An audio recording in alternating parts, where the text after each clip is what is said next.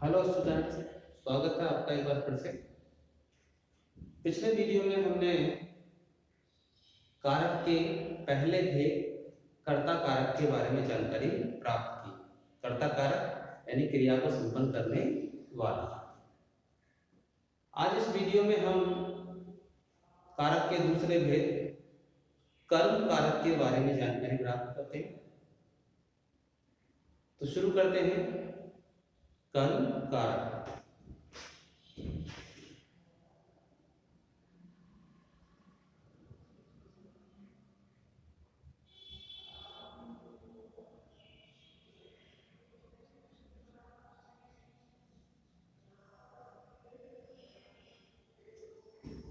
बच्चों, कर्म कारक जानना आपके लिए बहुत महत्वपूर्ण है, क्योंकि जो सकर्मक अकर्मक क्रिया है उसके अंतर्गत ये कारक आता है, और वाच्य के अंतर्गत भी वाच्य को कर्म वाच्य को समझने के लिए भी कर्म कारक को जानना जरूरी है। इसलिए वीडियो को ध्यानपूर्वक देखें, सुने, समझें, और यदि कोई बात समझ में नहीं आती तो आप कमेंट जरूर करें, पूछें।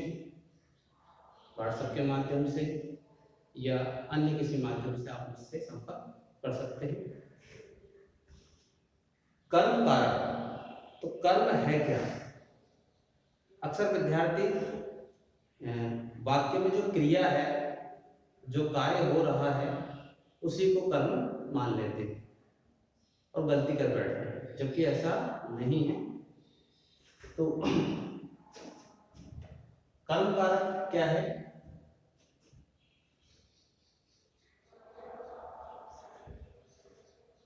वाक्य में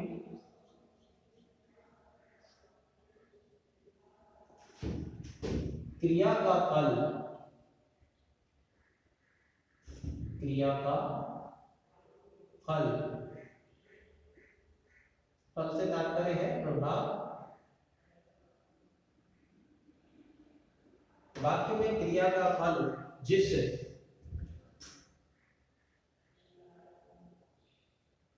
संज्ञा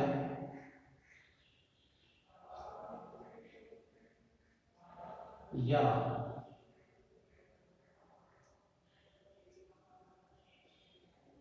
सर्वनाम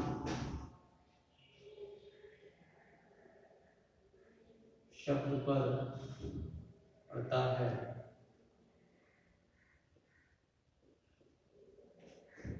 उसे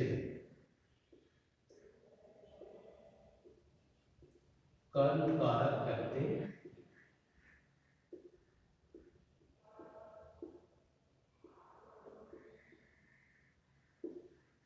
तो वाक्य में क्रिया का फल जिस संज्ञा या सर्वनाम शब्द पर पड़ता है उसे कर्म कारक कहते हैं।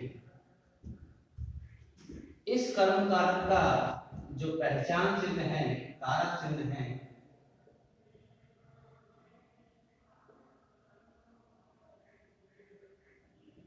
वो है और शून्य भी है, यानी ये होता भी और नहीं भी होता है।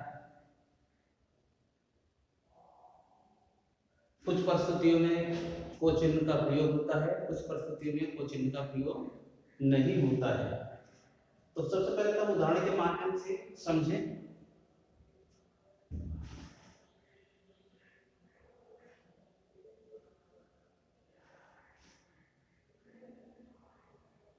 पुलिस ने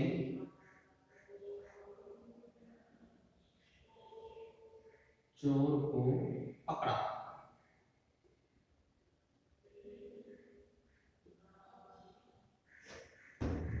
परिभाषा के अनुसार यहां पकड़ा क्रिया है,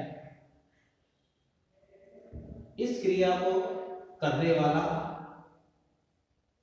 पुलिस यानी ये करता है। अब इस क्रिया का जो फल है, प्रभाव है, वो किस पर पड़ रहा है? इस कर्ता पर या इस शब्द पर? तो इस पर तो संभव नहीं, ये तो क्रिया करने वाला है। चोर को पकड़ा, तो इस क्रिया का फल जो है यहां पड़ रहा है, तो चोर यहां पर कर्म हो जाएगा। कारक चिन्ह के माध्यम से तो हमने पहचान ही लिया, लेकिन कारक चिन्ह हो भी सकता है, नहीं भी हो सकता है। जैसे बालक पुस्तक पढ़ता है,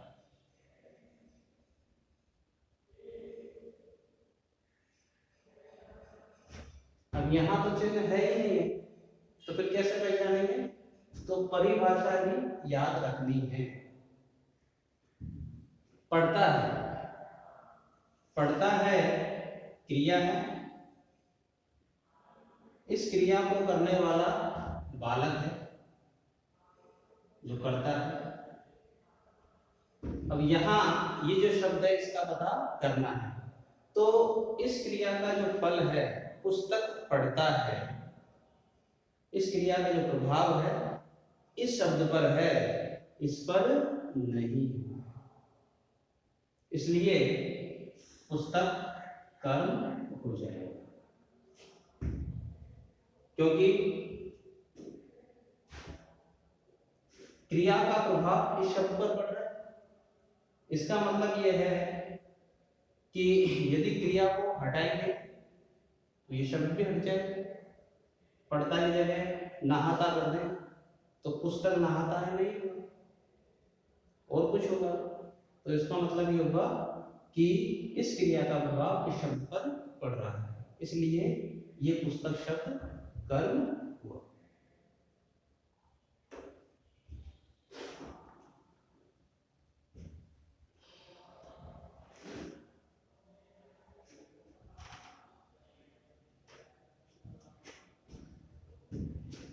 अब यहां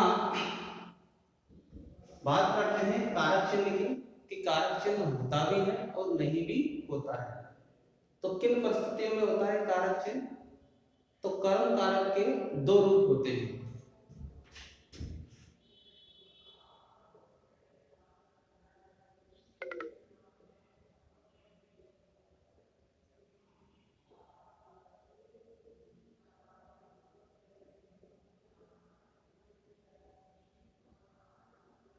एक होता है वस्तुबोधक,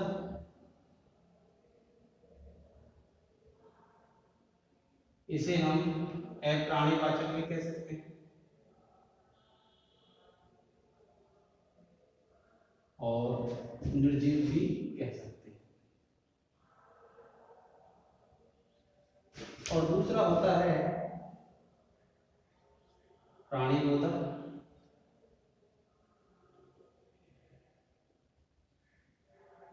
इसे हम प्राणीवाचक भी कह सकते हैं,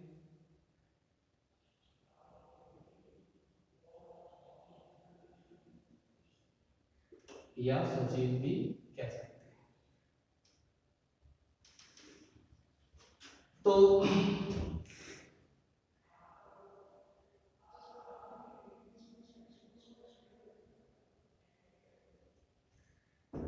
दो रूप होते हैं कर्म कारक के, वस्तुबोधक, प्राणीबोधक, या अप्राणीवाचक, प्राणीवाचक, निर्जीव या सजीव। अब यहां आपको ध्यान में रखना है कि जो वस्तुबोधक या अप्राणीवाचक या निर्जीव कर्म होगा उसके साथ में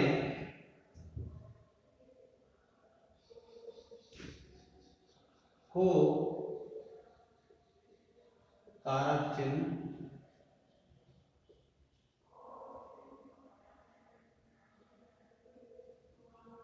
नहीं होगा। वस्तुबोधक, अप्राणीवाचक या निर्जीव, इनके साथ में को कारक चिन्ह नहीं होगा, और प्राणीबोधक, प्राणीवाचक या सजीव के साथ में को कारक चिन्ह होगा।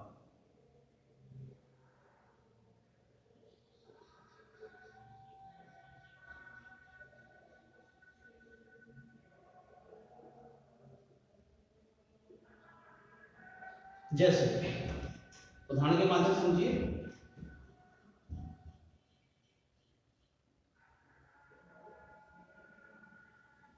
मोहन ने पुस्तक पढ़ी।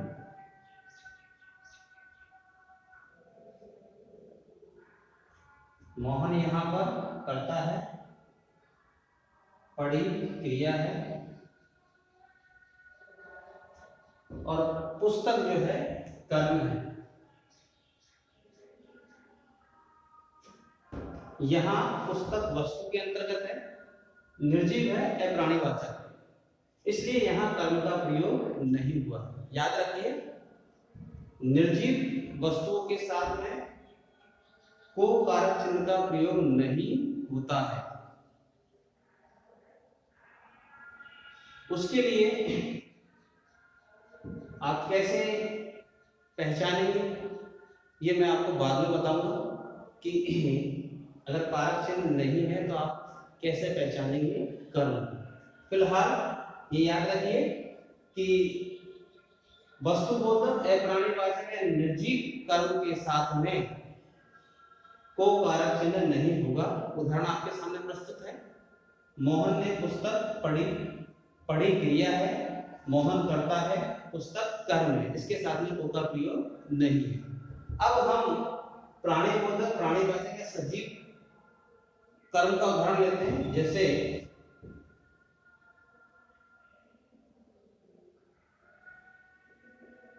मोहन ने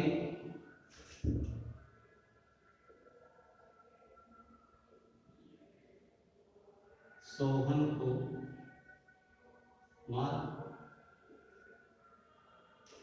मारा। यहां पर क्रिया है, इस क्रिया को करने वाला कौन है? मोहन है, तो ये करता हुआ।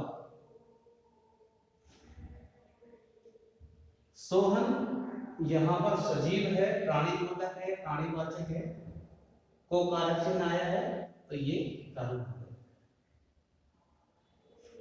तो याद रखिए, यदि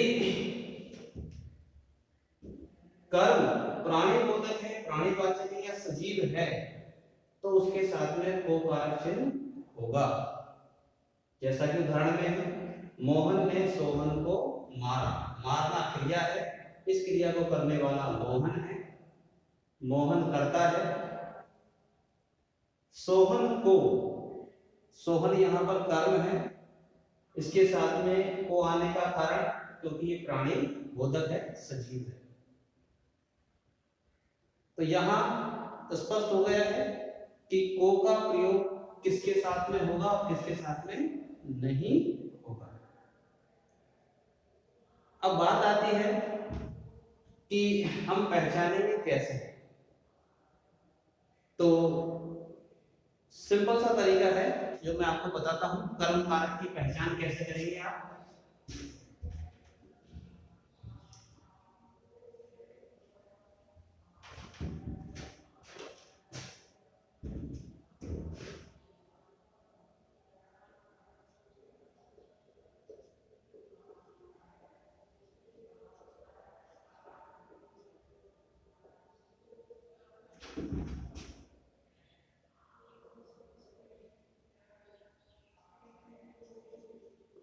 वाक्य में कर्म कारक की पहचान कैसे।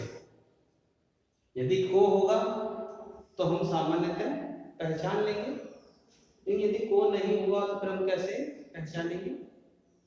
तो इसके लिए आपको क्रिया के साथ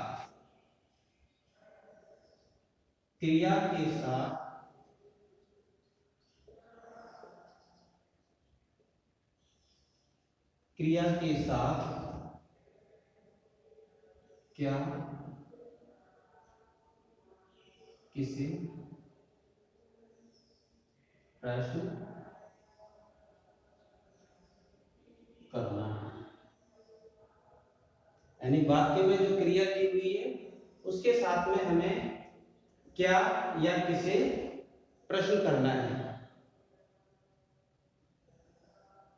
यदि प्रश्न बन जाता है और उसका उत्तर वाक्य में मिल जाता है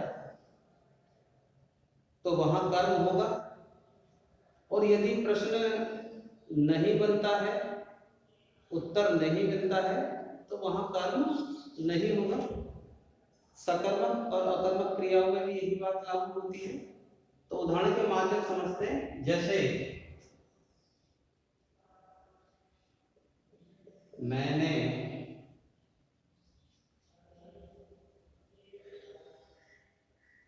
मोहन को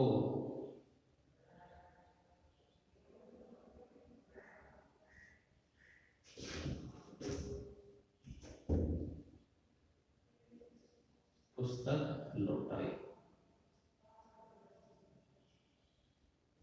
ये एक उदाहरण हमारे सामने है। मैंने मोहन को पुस्तक लौटाई। लौटाई यहां पर क्रिया है।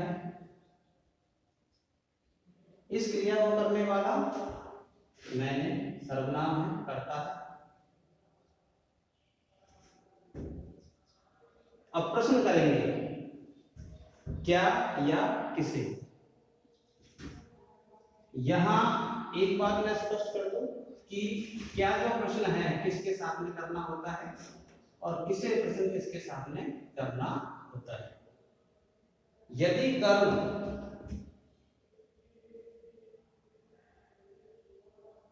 वस्तुबोधक है,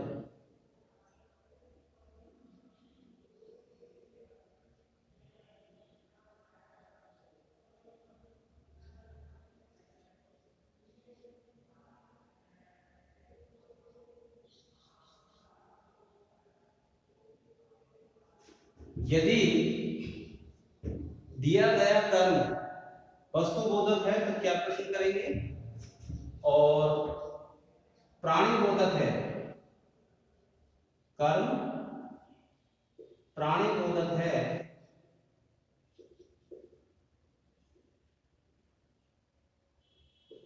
तो किसे प्रश्न करेंगे।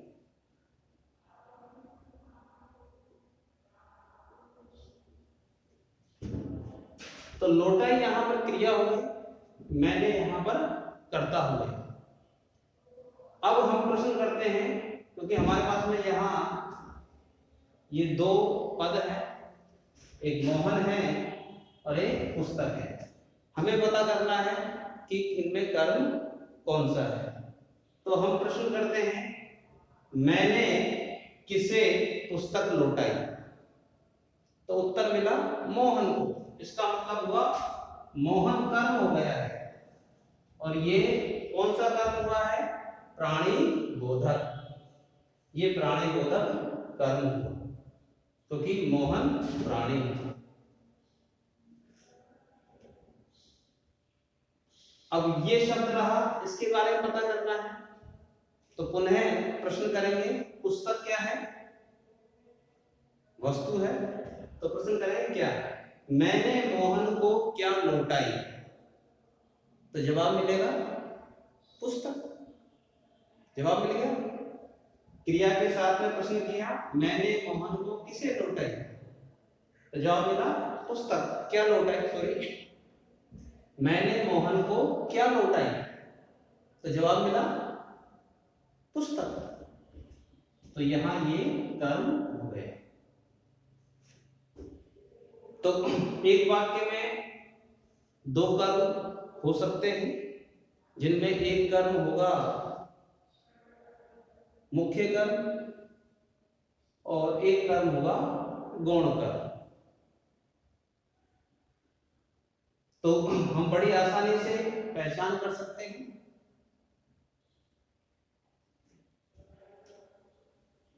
यदि कर्म वस्तुबोधक है तो क्या प्रश्न करेंगे क्रिया के साथ में। यदि कर्म प्राणी बोधक है तो किसे प्रश्न करेंगे। प्रश्न बनता है, उत्तर मिलता है, तो समझिए उसमें कर्म होगा। तो इस प्रकार से हम कर्म कारक की पहचान कर सकते हैं। आशा करता हूं आपको कर्म कारक समझ में आ गया होगा, और इसका फायदा आपको सकर्मक अकर्मक क्रियाओं में और कर्मवाच्य के अंतर्गत मिलेगा। तो आज के लिए इतना ही। अगले वीडियो में अगले कारक के साथ फिर मिलेंगे। तब तक के लिए आज्ञा दीजिए। धन्यवाद।